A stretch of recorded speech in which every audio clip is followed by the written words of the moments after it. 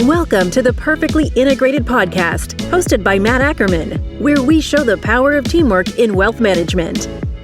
Now, onto the show. Welcome back to Perfectly Integrated. I'm Matt Ackermann, the Chief Content Officer at Integrated Partners, and I'm proud to welcome someone who's better than the tarot cards or tea leaves or even that sports almanac in Back to the Future. Welcome Mark Tibergien, the retired CEO of Pershing Advisor Solutions, an icon in the wealth management industry, and now a consultant, speaker, and board member. Mark, welcome. Thank you, Matt. And it's kind of you to say that I'm better than the tarot cards. I only dress better. I'm not better. Mark, this has been a really rough 2020. Everyone wants to know that it's got to mean something, all this.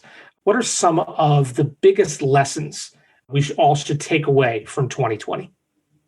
Well, the first lesson is that we survived. So when we think about what this all means is that we are constantly in crisis, but nothing like 2020 is something that most of us living today have ever encountered. But we can also reflect on the fact that our parents and our grandparents and their parents went through crisis and war and depression and disease and pandemics. And somehow as a world, we survived. I think of that often. In 1952, I was 6 months old. My mother died during a pandemic. It was the polio epidemic that struck the upper Midwest. I was 6 months old. Somehow I endured. My father endured. My two brothers endured. And so did many families around us, even though I went to school with kids who were suffering from that. We know, though, that people are obviously hurt in so many ways. Economically, devastated. Businesses are gone. Restaurants and bars and taverns and retail stores are gone. The other thing that we learned besides the ability to endure is this notion that many among us are suffering, and that if there was ever a time where we had to let our empathy gene emerge, this would be the time, because there are too many people that still have a long way to go before they see this window of recovery. That's the key here. It's enduring with empathy. And sometimes empathy is a tough thing, but it's so necessary, especially for financial advisors. They work with so many different kinds of clients, but bringing that empathy to the table is critical. It's especially critical right now. Generally speaking, what we find is that anybody in any service profession who recognizes that it's not always the rational mind, sometimes it's the emotional mind that controls decisions and influences behavior. I think that we can reflect on ourselves to see how we have acted and reacted to different circumstances. A campaign this year, as an example, created great divisions in friendships, which is tragic. Created great divisions in neighbors. It created great divisions in families. You see that as an example of how the emotional mind in the wrong way took over where the rational mind should have prevailed. And that brings you to that new spot too, which is unification.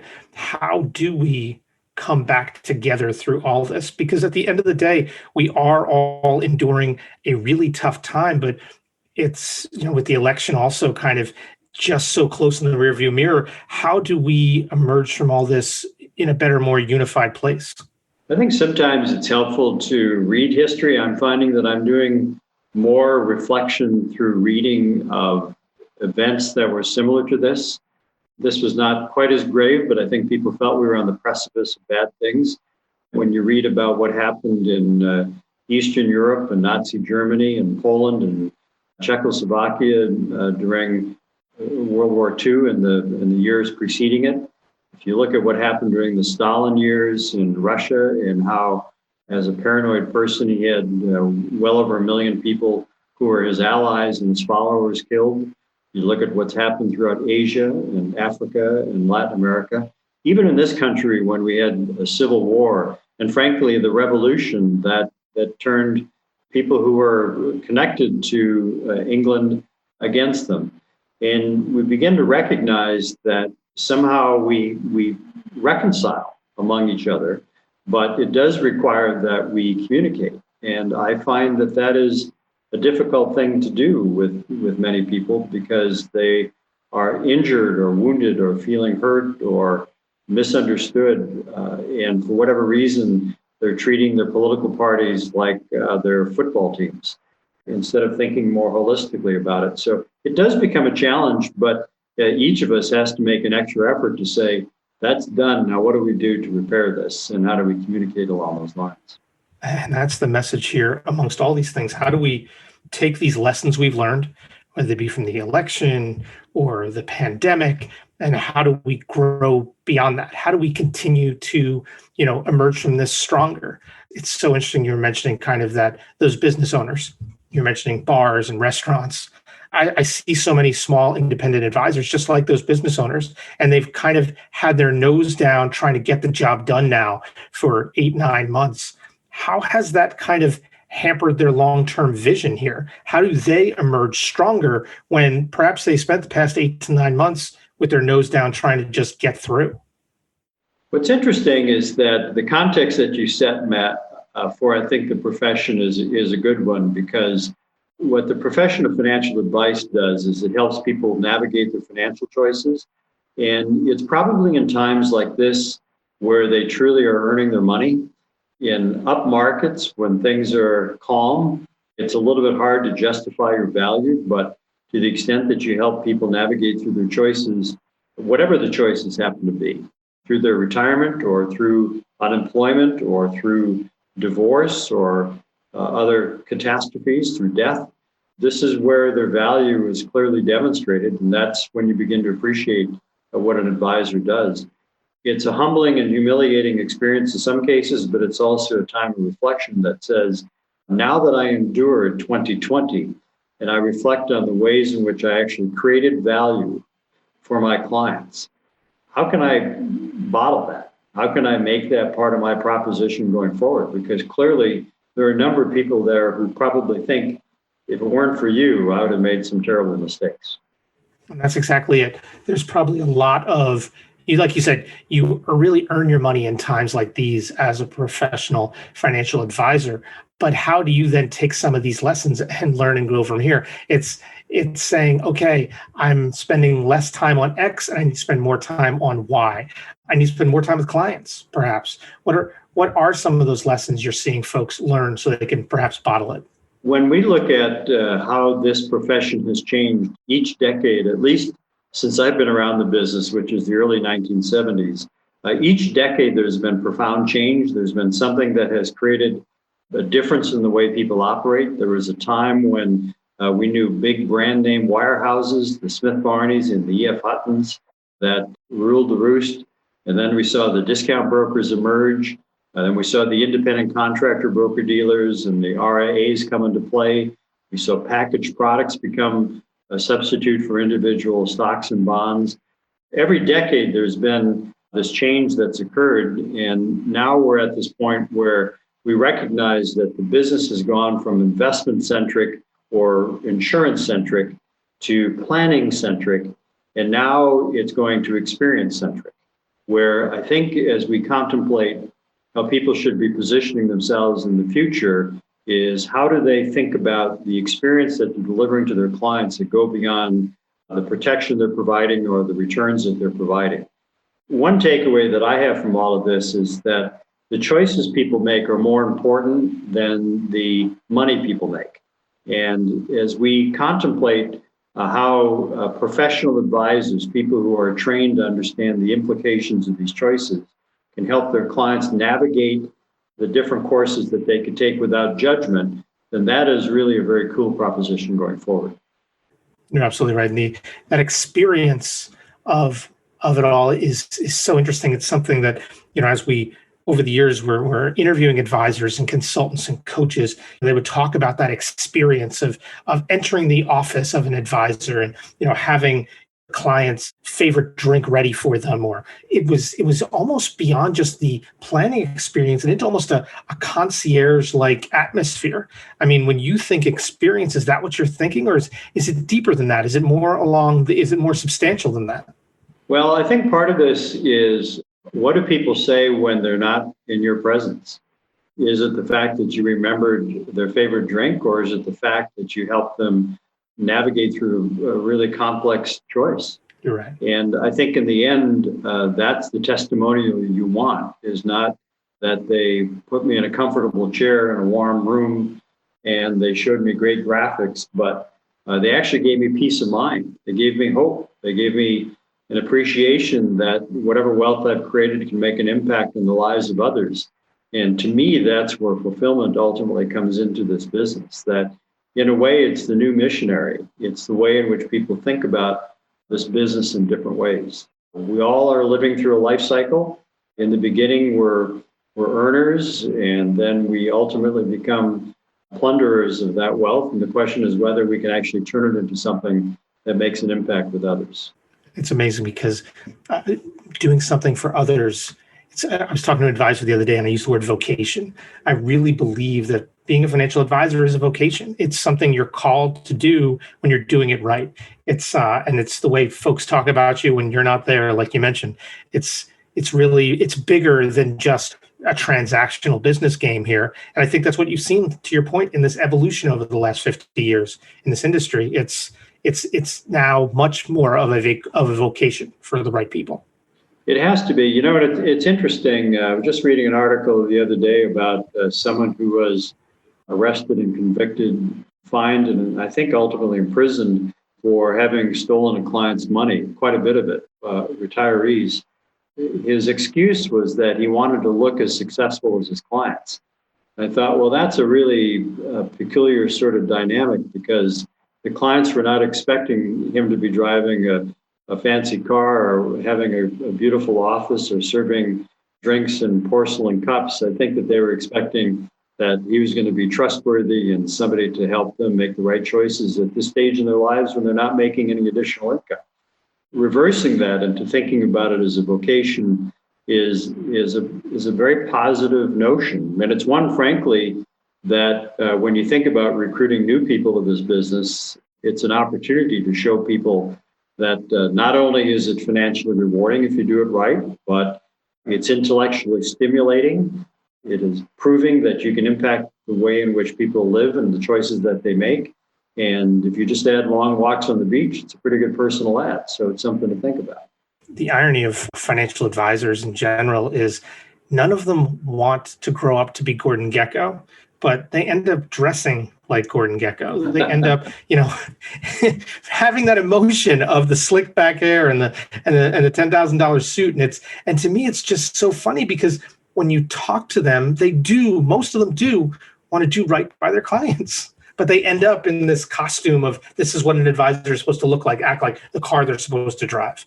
And that's not really the case. Yeah, it's interesting. The vast majority of people I've met in this business are grounded and really understand that the role they play is one that is significant. I think we always have to protect against the superficial, and perhaps help individuals, whoever they choose as their financial professionals, to learn how to understand who's legit and who's not, what questions to ask to test that, and what behaviors and characteristics you seek. It's easy for all of us to get caught up in the superficial. The real question is whether we have a way in which we can test that a bit in order to give confidence, because we're regrettably a profession that still suffers from a bad reputation. There is an opportunity after this 2020 period where you've actually done some incredibly powerful things for your clients where you can build upon this and say, throughout this entire year, we're able to transform the way in which people think and feel about their money and themselves. And how good is that? That's great. Well, I can't let you off the hook. You did just say there's some questions you can ask to kind of separate the superficial from the real. If people know your friends and family, they know your status in this wealth management space, are there some questions you give them so they can separate the pretenders from the contenders here? I think part of this is getting to understanding what drives the individual. So, for example, what's more important? Is it investment returns or managing risk? Is it the products you use or the solutions that you provide? Is it the fact that they're always thinking in terms of making more money or thinking in terms of how to manage money? Or can you ask questions about their beliefs around philanthropy and how to manage a person's wealth in different ways? Ultimately, the questions people have to ask really should be ones that align with what they think their goals are. And if the advisor is not truly understanding what the goals are and how to create a roadmap that is aligned with that, then it's probably time to look for someone else. I do think that people are attracted to brand names and attracted to people who talk about performance rather than individuals who are talking about what is it that you are seeking in a professional advisor. It's so interesting because as the industry is moving to planning and the experience, it's also getting more independent. I saw some data recently, I think it was from the Investment Advisor Association, that said the number of RIAs and AUM increased and continues to grow for independent advice. Do you think that kind of growth is going to continue? Is the future of wealth management, financial planning, is it independent? Well, I don't know if independent is the right term. In fact, I often wonder how people think about independent. Is it independent from accountability? Is it independent from regulation? Is it independent from conflict? The notion of independent sort of has taken on a life of its own, and it's unclear what people intend because none of those things ultimately go away. You still have conflict. You still have compliance and regulatory responsibility. You still have a duty of care ultimately to your clients, regardless of which environment you're operating. Fundamentally, what has shifted is this notion of people in the business going from being product advocates to being client advocates. And I think that by putting yourself more on the side of the client, that's an evolution of the business, and it's not unique to RIAs. I think we're seeing it as well in many broker-dealer firms that have been promoting that concept of client advocacy as a key component. Thank God. I mean, it's really critical that people understand that that's their role in helping clients. Whether or not this will create even greater growth in the so-called RIA model or independent model, as you referred to it, or the growth in the hybrid advisor space, or even broker-dealers shifting away from the term broker-dealer per se and thinking more of being a financial services firm that is connected to clients in different ways. I think this evolution is going to be quite natural. What will be interesting, though, is whether or not the technology and the reporting continues to grow in alignment with that. Because even though we may be talking about being a planning-focused firm, there's very little in the way of reporting that reinforces that in the mind of the client in some systematic basis. Every quarter, the client still gets an investment report, not here's where you are relative to your goals and your financial plan, and here's where you are relative to a benchmark. And so we have to think about how the nature of reporting the client experience evolves with what people say they're delivering. It also means that people might want to think about how they're charging for the services. This has been a discussion for a long time now, but oddly enough, this is one of the only professions I know where the client pays for the value they bring, not the value the provider brings. It would be as if my doctor charged me by the pound. I'd be overpaying clearly, but I think that it's something we have to think about, is that it's not how much I bring to the professional, it's how much they bring to me. And how do we create an economic alignment that makes sense along those lines? So I think those are some of the things as we look at the evolution of the business that really has to change quite a bit. Yeah, and I think part of the problem is just a lack of understanding amongst the clients of what they should be getting, understanding of money and finance. I know you're as passionate, if not more passionate, about the issues of financial literacy nationally.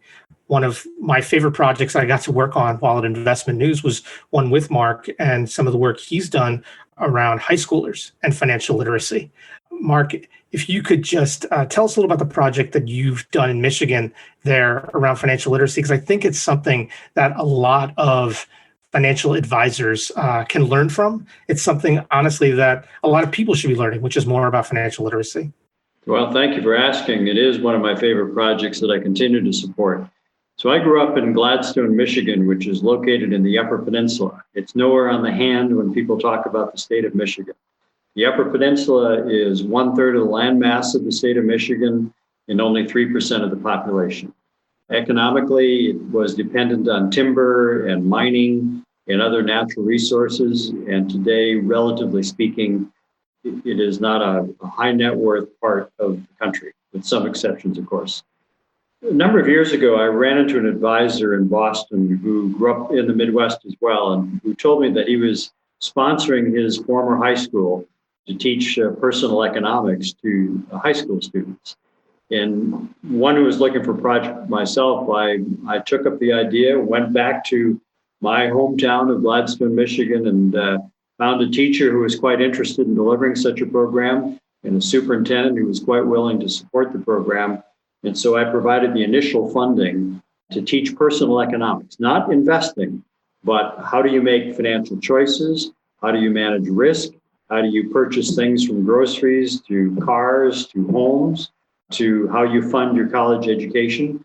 It was rolled out as a full year course as an elective. Today, 60% of the senior class takes this elective to participate in, and a number of those students have gone on to become members of the profession. And the other element that's exciting is that a new teacher took over the program when the former teacher retired and expanded it to include other teachers. And it's now the only K through 12 personal economics or financial literacy program in the state of Michigan.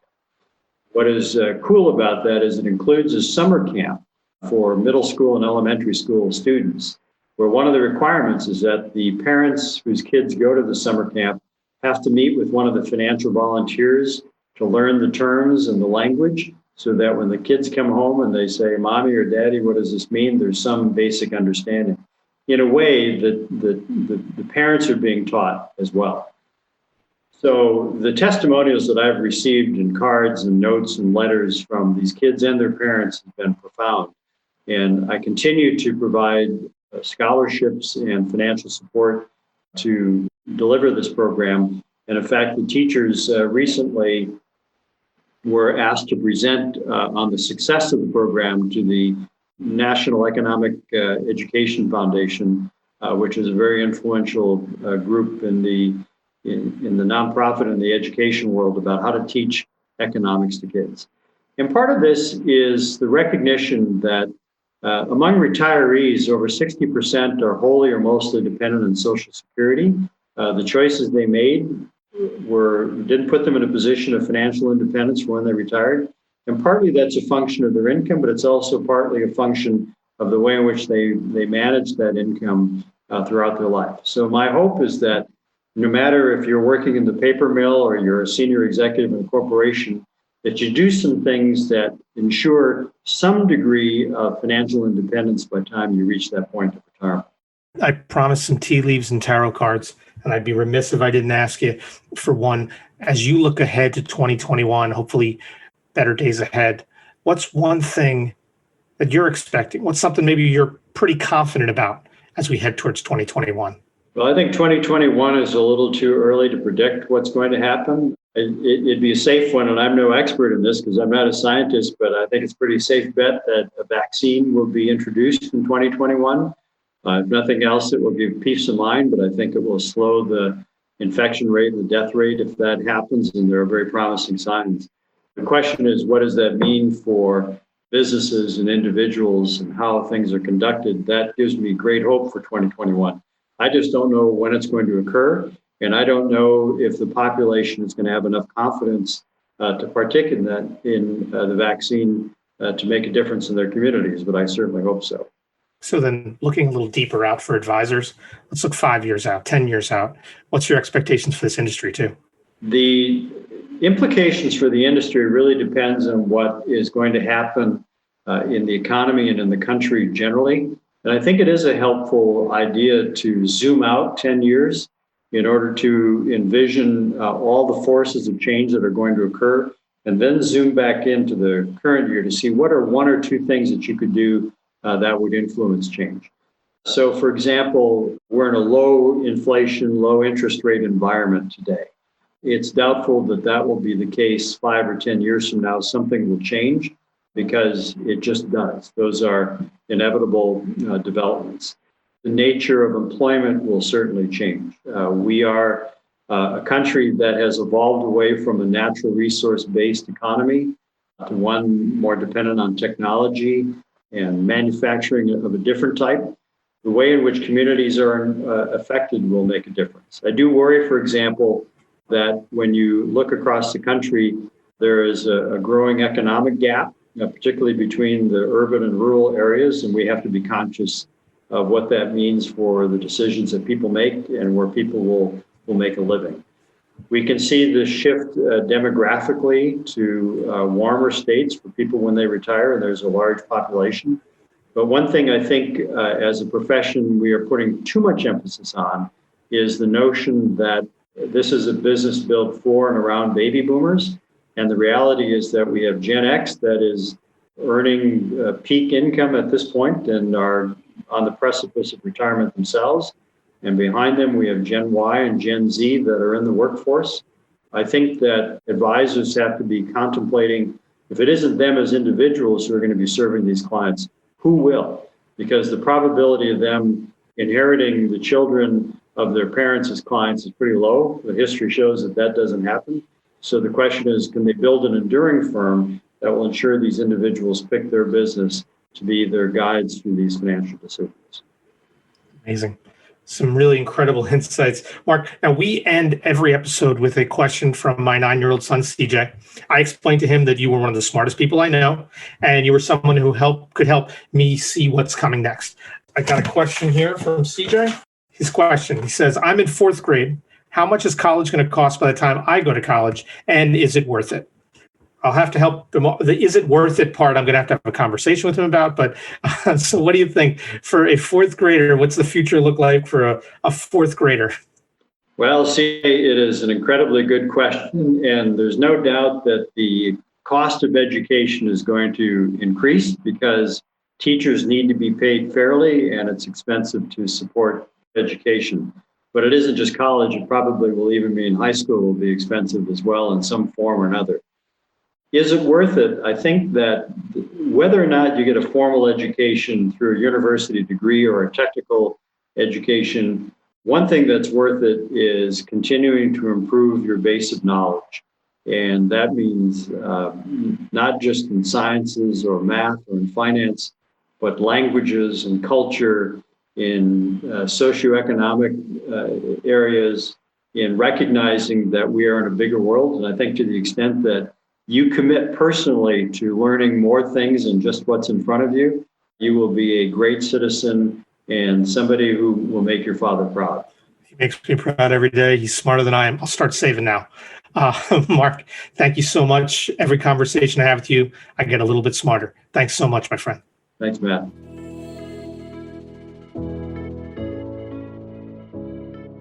Mark, thank you so much. Some really great insights there. We're joined now by Paul Sagany, CEO here at Integrated Partners. And Paul, that was a really great discussion with Mark on looking ahead, this notion of him as kind of this great, like the tarot cards and the tea leaves. He can kind of help us read what's coming next. And it's been such a tumultuous year, 2020. And I think before we look forward, we got to look back a little bit. So Paul, as you look back on 2020, what have you learned? I think the most important thing, Matt, is communities and the fact that communities really do matter.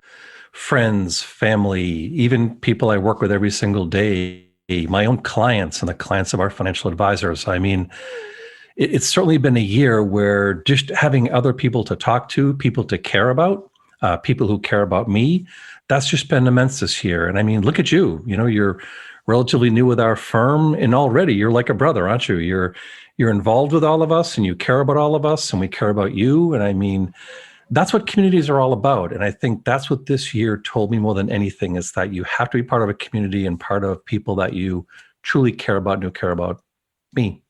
I agree. Community is such an interesting word. I think sometimes we toss around in this industry words like culture and community. And what it does sometimes is it makes it's hard to separate the real communities from the ones that are kind of just in name only, if you will. And it's something, honestly, that stood out to me already with Integrated is the teamwork and collaboration is real, and people caring for each other is real.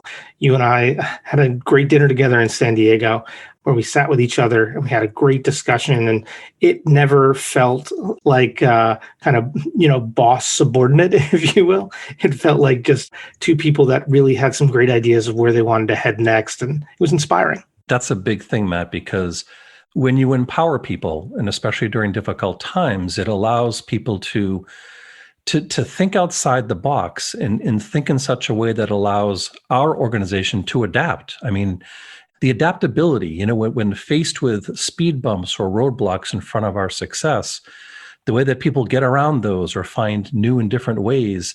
Look at Zoom. I mean, my goodness, I remember 2 years ago having meetings with our team and begging them to use Zoom. I remember literally saying, like, instead of making a phone call, make a Zoom call. It's that much more personable. But isn't it funny? We're going to look back years from now, and I think this will be the year where, in spite of all the stuff we're going through, but we're going to look back and realize just how much technologies like Zoom and the adaptability for other technologies and how that has freed up so much of our time.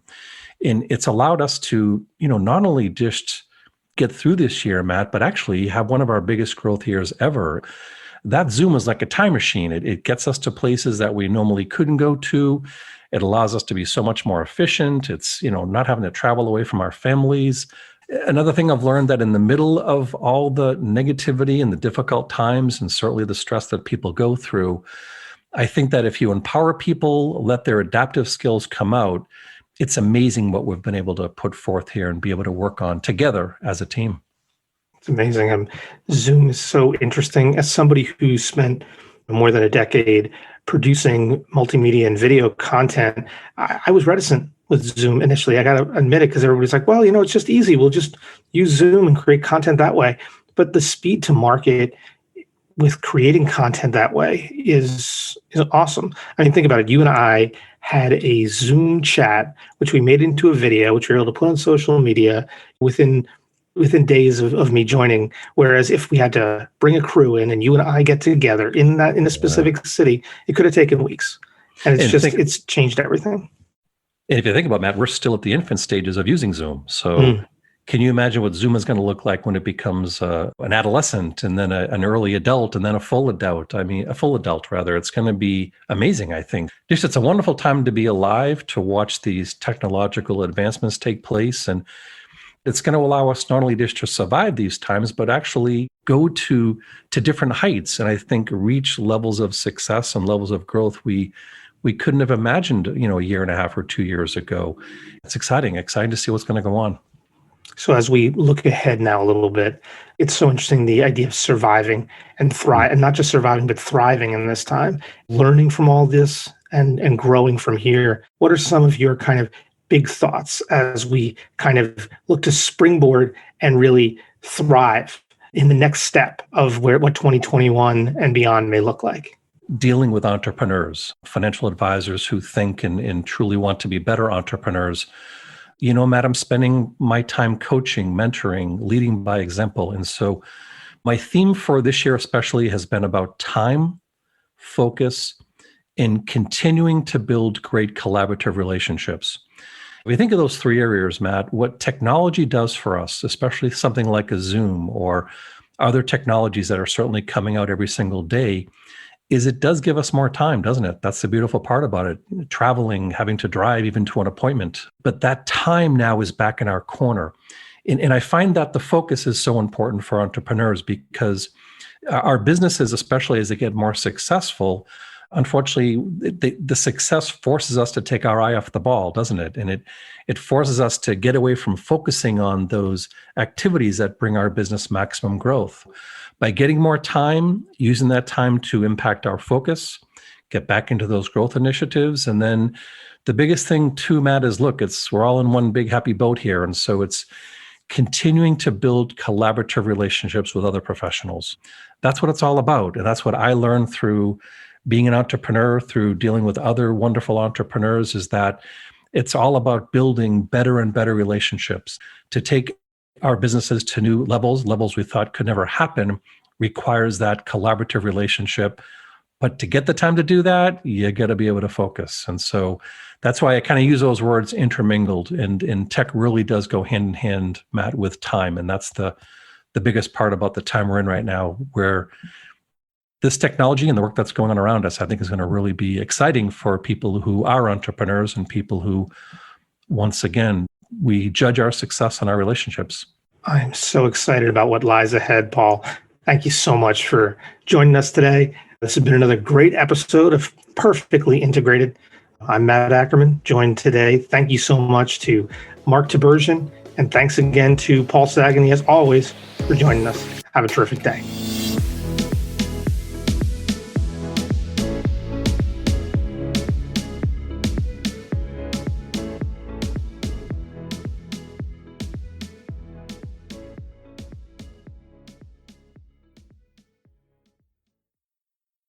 Content in this material is for general information only and not intended to provide specific advice or recommendations for any individual. All performance referenced is historical and is no guarantee of future results. Securities offered through LPL Financial, member FINRA SIPC. Investment advice offered through Integrated Partners, a registered investment advisor and separate entity from LPL Financial. Mark Tibergien is a consultant and is a separate entity and not affiliated with Integrated Partners and LPL Financial.